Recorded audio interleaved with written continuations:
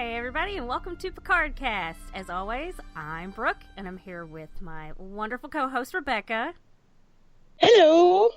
Hi, how are you today? I'm doing pretty good. Good. And we're also here with the guest, a first-time guest, my internet friend.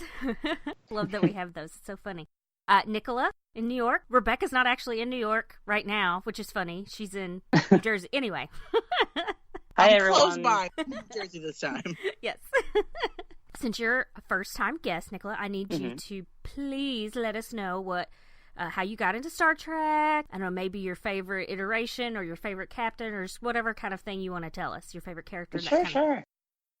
So I grew up a Star Wars fan, first and foremost, and watched the Star Trek movies, and so I was familiar with all of the major characters, but I didn't know really much about the series. And of course, growing up, this was before Netflix and Hulu and everything, and so it was just there's no way I'm ever going to catch up and watch this. I don't know what's going on. And so I just kept it on the back burner, someday I'd like to watch this. And then when did they first announce Picard was coming back? Because I feel like it was maybe 3 or 4 years ago. It's been a while. But when they made that announcement, I'm like, okay, I like Picard in the films. I want to see where everything happened. And so I only finished binging the series probably a couple months ago, and I have binged everything Star Trek.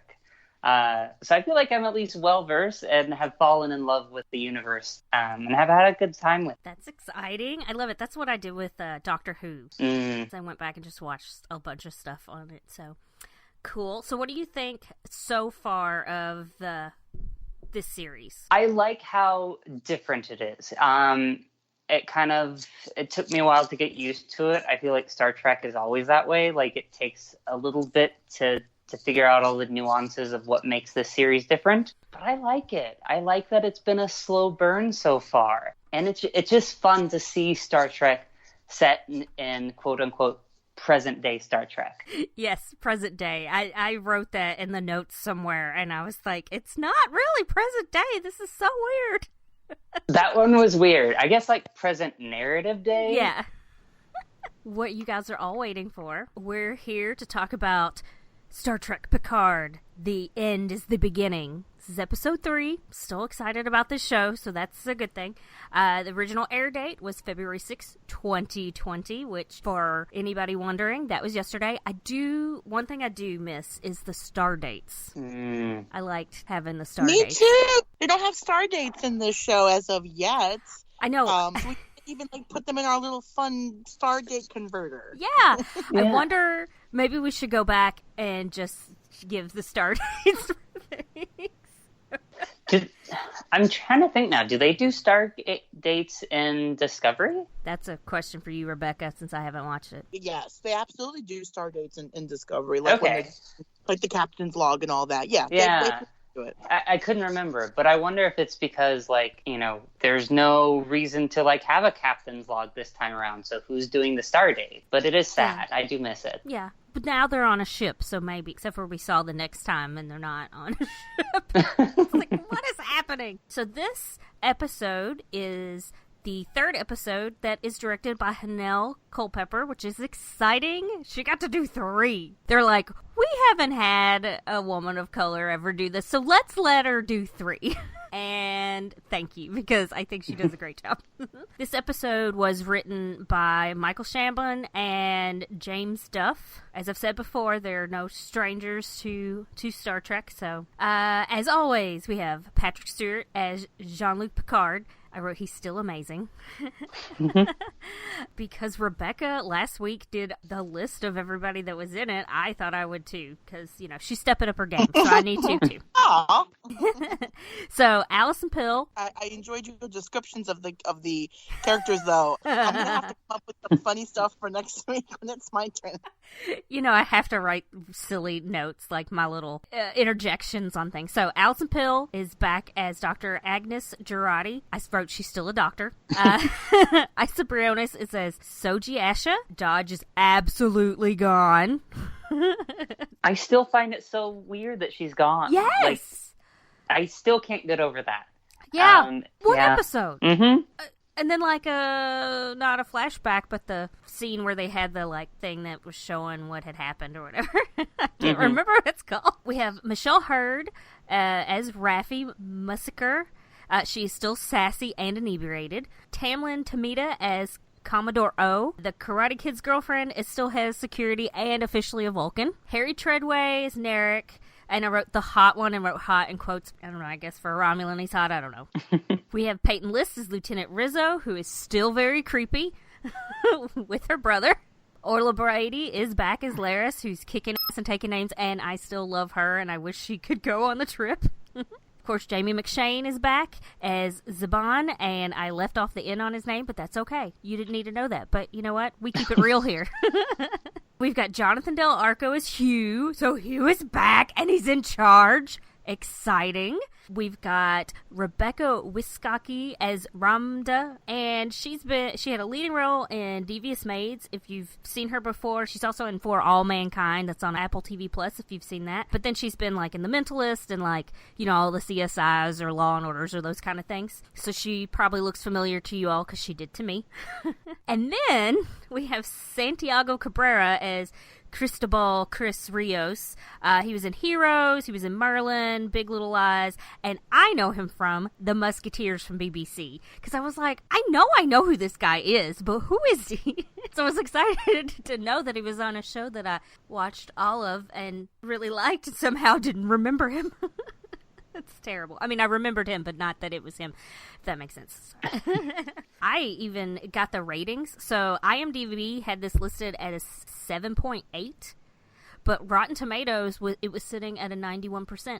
So that's kind of a big jump. That's like a 78% to a 91%. So that's kind of interesting. I was surprised that the IMDb rating was at 7.8 as well. The 91% seemed more accurate to me anyway. Yeah, I've only read really positive things about this episode specifically.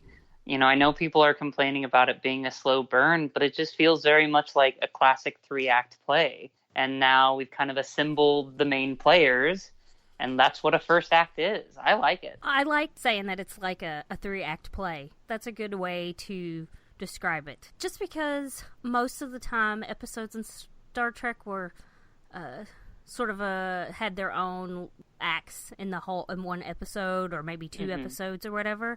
Like, it still was it was like this. Yeah. I mean, not over a whole season. Mm-hmm. But also there's more action and stuff when there's action, it seems like. Right. Yeah, and I think we had said last week, too, that the producers had said that the first 3 episodes were like an extended pilot. And so I think you really feel that with this 3rd episode of having the same director to keep the continuity, and that it's only in this episode that Picard finally gets into space, and now it feels like the adventure is really about to begin. You know, he's gathered his crew, he's got his ship, he's got his pilot, they know where they're going, and you know, now the adventure can begin. So yeah, I think calling this like the opening act of a play is or of like, you know, the first third of a movie, totally accurate. And I think now going forward we're going to definitely see more of what we think of as Star Trek stuff with like the space travel and all that. I agree. So the synopsis of this episode: completely unaware of her special nature, Soji continues her work and captures the attention of the Borg Cube Research Project Executive Director. After rehashing past events with a reluctant Raffi, Picard seeks others willing to join his search for Bruce Maddox, including pilot and former Starfleet officer Cristobal Rios. The first scene we've got all these ships flying around. I assume these were ships that were gonna do like the rescue and stuff, because some of them look like they were Romulan, right? Am I crazy? I mean, for that. I mean, yeah, I really couldn't tell in the sense of, like, they didn't look strictly like Starfleet ships. Right. You know what I mean? They could have been from the Romulan Empire as well. There could have definitely been ships, like, maybe from other factions or from other species who are... Because even, like, when we think of, like, Starfleet ships, they're different than, like, Vulcan ships, even though the Vulcans are Federation. But, like, the Vulcans build their own ships, and, like, the Andorians build their own ships, and the Klingons build their ships and all that. So yeah, I mean, not everything looks straight up like a Starfleet starship, so certainly could have been other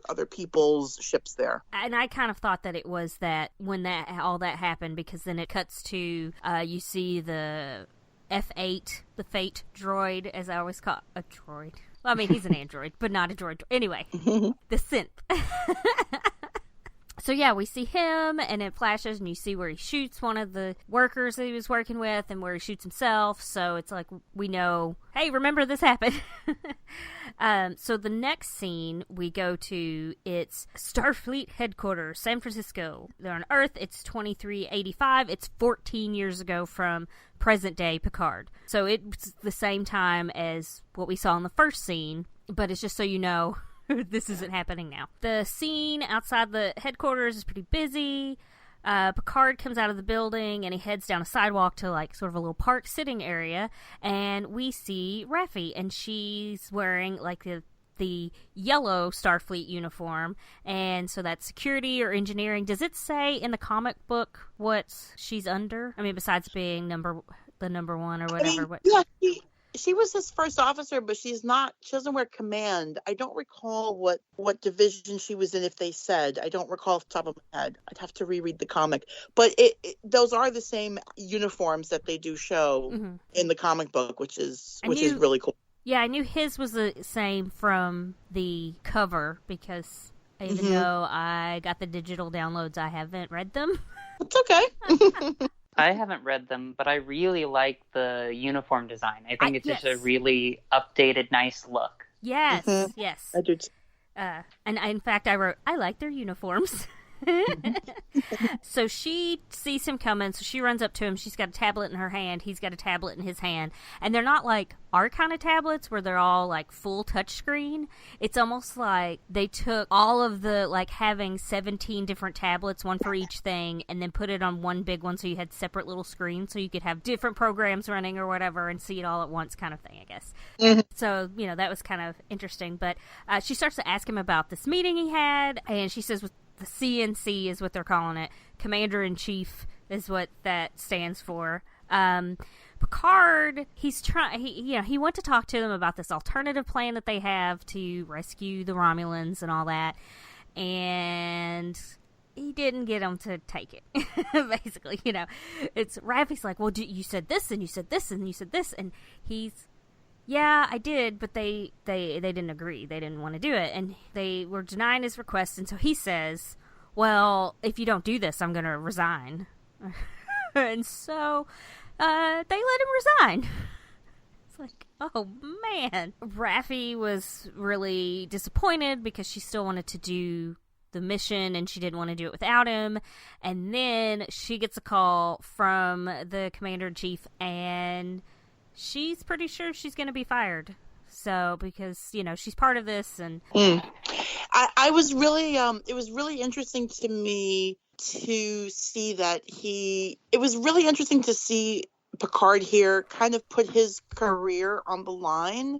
And he was so sure that Starfleet would not call him on it. You could see he was like shook, because he was like, I said I would resign, and they accepted my resignation. And he's really surprised that they've done that. I don't think he expected it. And certainly here, Raffi looks upset that she's probably about to lose her position. You can kind of see right away this change in her behavior. What did you guys think of the de-aging on Sir Patrick Stewart in this scene? I thought they did a phenomenal job. Like, especially, I watched the video, the one that was you all sent, like the difference between how he's de-aged here and X-Men 3? X-Men 3 is just completely different how far we've come with technology. Like night and day, right? Like, it's totally different. I stared at that screen for like a solid 2 minutes going, they de-aged him here, right? Did they? Did they not? Did they? Yes. No? I couldn't tell. It was really seamless.